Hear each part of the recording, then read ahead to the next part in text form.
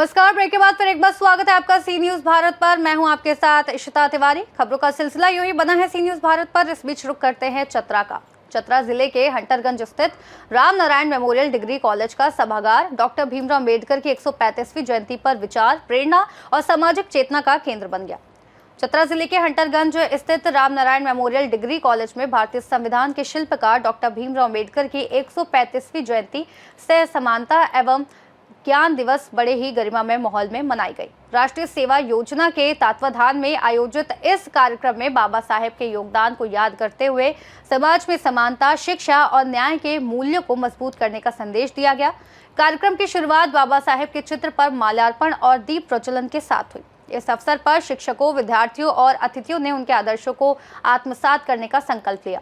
कार्यक्रम की अध्यक्षता प्राचार्य प्रोफेसर जैनेन्द्र कुमार सिंह ने की, जबकि संचालन डॉक्टर फहीम अहमद और प्रोफेसर फखरुद्दीन अंसारी ने संयुक्त रूप से किया।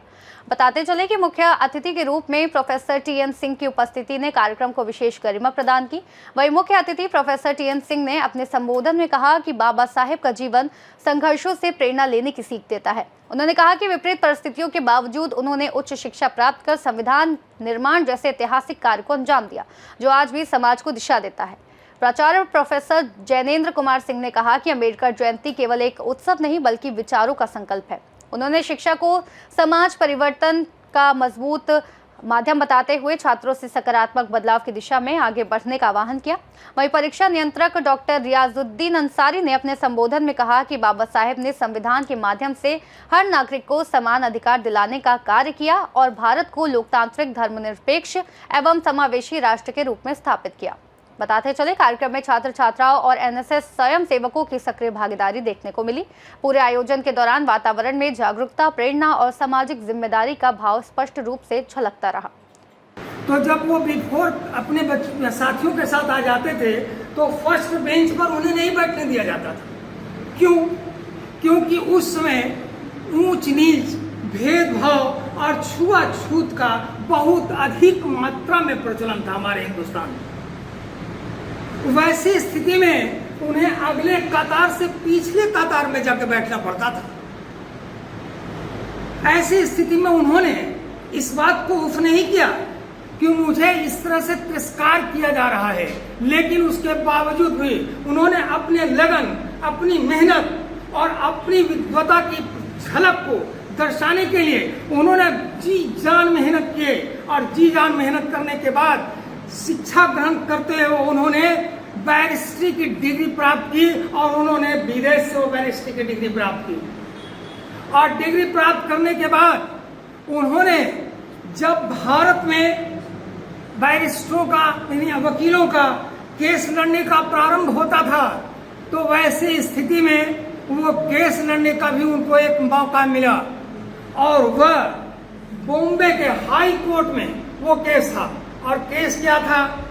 केस ये था कि उस समय एक हरिजन को दूसरे जाति के लोगों ने उसे मारपीट कर दिया और मारपीट करने के बाद उसका उद्देश्य था कि इस जगह से मकान हटा लो, चूंकि यहाँ संख्या हम लोगों की है और इस मकान को हटा के तुम कहीं और चला जाओ। ऐसी स्थिति में वो कहा मैं ऐसा नहीं कर सकता, वो भुगतोती इंसान, चूंकि मेरा यही जमीन है और यही मकान है।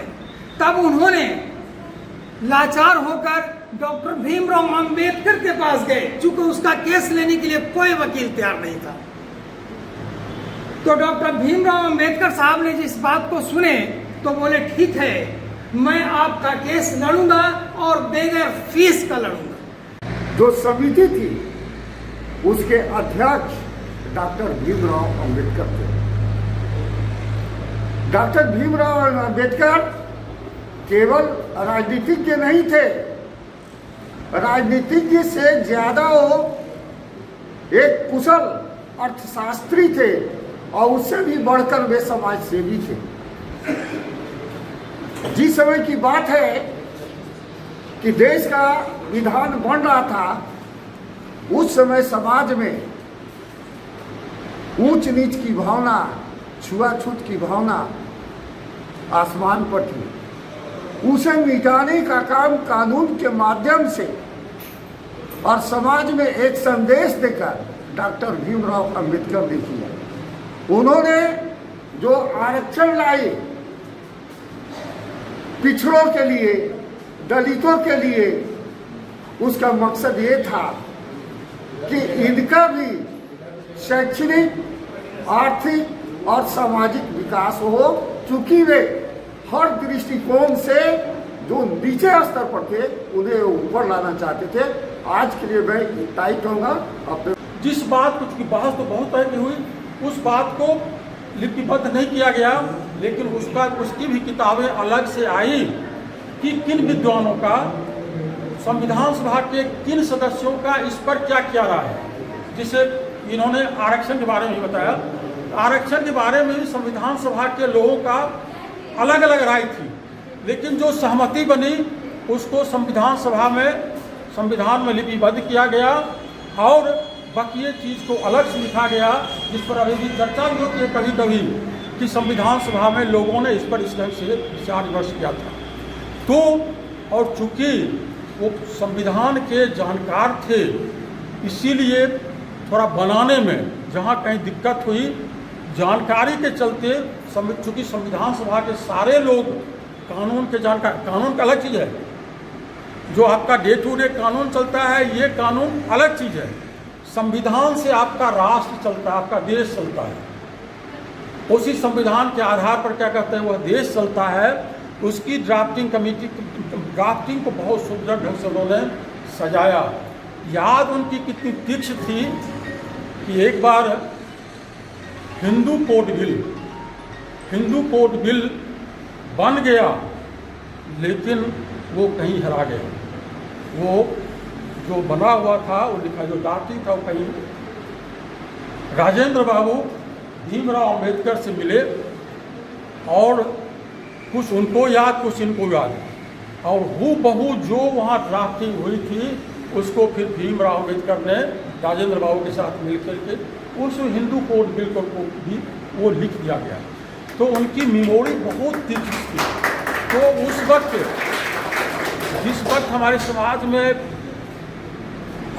कुरीति कहिए, बहुत तरह कुरीति थी, और उस कुरीति के बीच में जन्म लिए, और उस जन्म में एक तरह से उस वक्त उस समाज में एक हिमालयन बवंडर जिसको कहते हैं, वो हिमालय देखते जितना ऊंचा, उसी ढंग से भारतीय समाज में एक ऊंची आत्मा का प्रवेश हुआ, और जिसका लाभ भारत के नागरिकों को अभी तक मिल रहा है। आपको एक कहानी मैं बता दूं। चतरा से सी न्यूज़ संवाददाता लकी की रिपोर्ट। यह आयोजन इस संदेश के साथ संपन्न हुआ कि जब समाज शिक्षा, समानता और न्याय के सिद्धांतों को अपनाता है, तभी सच्चे अर्थों में विकास संभव होता है। फिलहाल के लिए इस खास रिपोर्ट में इतना ही। देश और दुनिया की तमाम बड़ी खबरों को जानने के लिए देखते रहिए सी न्यूज़ भारत।